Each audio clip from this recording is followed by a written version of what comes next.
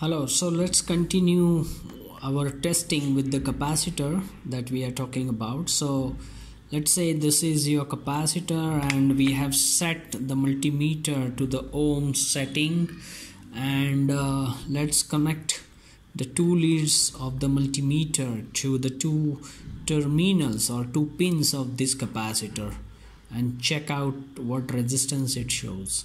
So it is about 11 kilo ohm. Let me check again.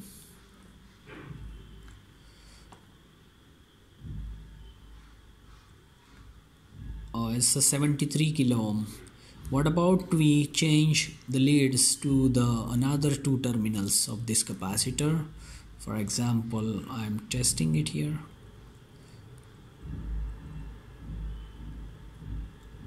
There should not be shaky hands. It's about 3 mega ohm now.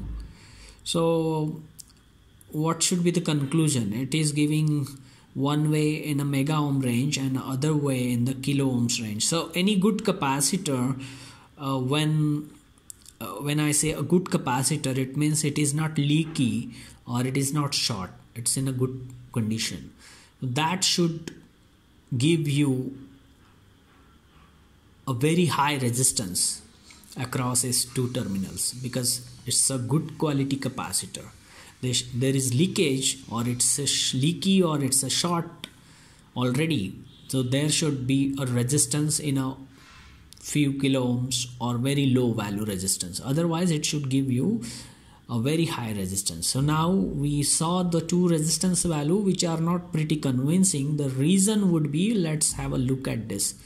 These are the two ends of the capacitor. So one pin is connected to this end and another is going right here up to right here, and it's all going here. So this capacitor is connected in the circuit. So if you doubt this capacitor is faulty or leaky, there is no way you can check it's on board. You have to desolder it, take it out from the board, and then separately test for its condition. So whether you can again use this resistance feature of the multimeter and check whether capacitors offers you a very high resistance if it is a good condition capacitor.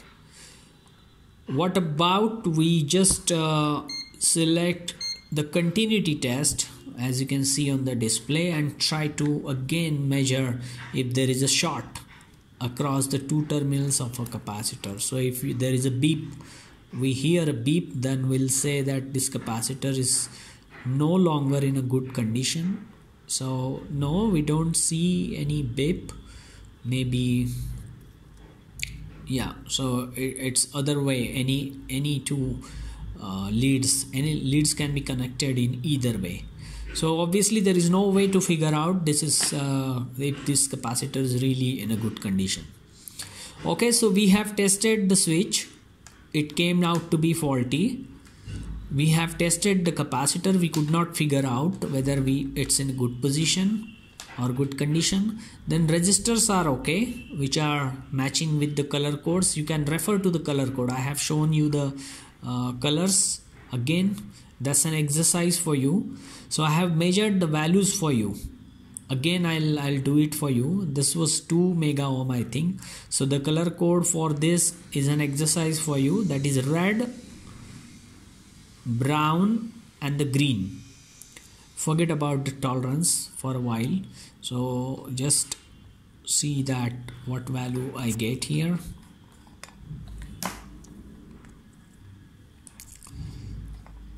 So let me check. Before that, I need to change the diode setting or continuity settings to the resistance setting back.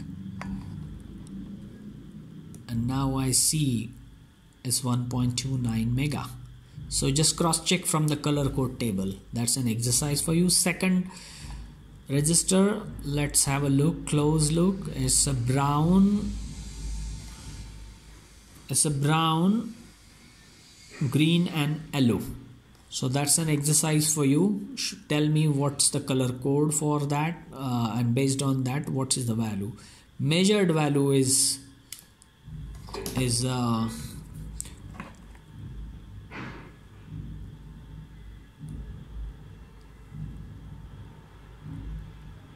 146 kilo ohm.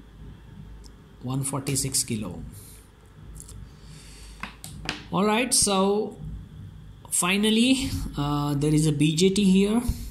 That is a task to be checked, but we have checked all other components. So this is how you can actually think about troubleshooting your PC board.